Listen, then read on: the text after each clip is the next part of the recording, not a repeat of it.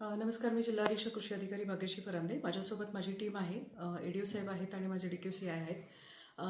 काल रात्री मध्यरात्री आपण सातारा जिल्ह्यातील वडीज तालुक्यामध्ये फार मोठ्या प्रमाणामध्ये बनावट खतं आणि कीटकनाशकांचा साठा जप्त केलेला आहे. स्थानिक गुन्हे अन्वेषण शाखा, SP साहेब, कलेक्टर साहेब, CO मॅडम आणि अधीक्षक कार्यालय अशा संयुक्त केलेली कार्यवाही आहे. त्यांच्या मार्गदर्शनाखाली आपण ही कार्यवाही केली.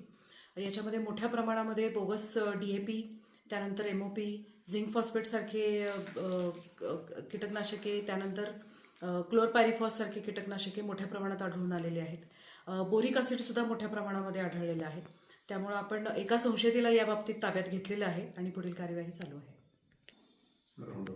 ह्या सगळ्या तपासामध्ये आपल्याला कीटकनाशकं, खतं, राऊंडअपसारखे गोष्टीसुद्धा, तणनाशकंसुद्धा सापडलेली आहेत आणि याची व्याप्ती फार मोठ्या प्रमाणात असण्याची शक्यता आहे. सातारा, सांगली, कोल्हापूर, पुणे, सोलापूर, रत्नागिरी, सिंधुदुर्ग या जिल्ह्यांपर्यंत याची व्याप्ती असण्याची शक्यता आम्हाला प्राथमिक ह्याच्यामध्ये दिसते आहे. त्याच पद्धतीनं बाहेरच्या राज्यामध्ये सुद्धा याचं कनेक्शन असण्याची शक्यता आहे आणि त्या दृष्टीनं स्थानिक गुन्हे शाखा SP साहेबांच्या मार्गदर्शनाखाली तपास करते.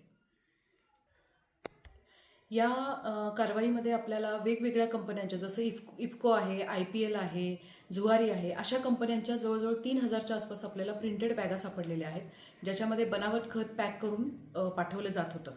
त्याच पद्धतीनं ही कारवाई आपण असं म्हणू शकतो की पश्चिम महाराष्ट्रातली आतापर्यंतची सर्वात मोठी कारवाई ठरेल आणि जर सगळ्या जिल्ह्यांमधलं ह्याचं कनेक्शन सापडलं तर ही राज्यातली सर्वात मोठी कारवाई असेल.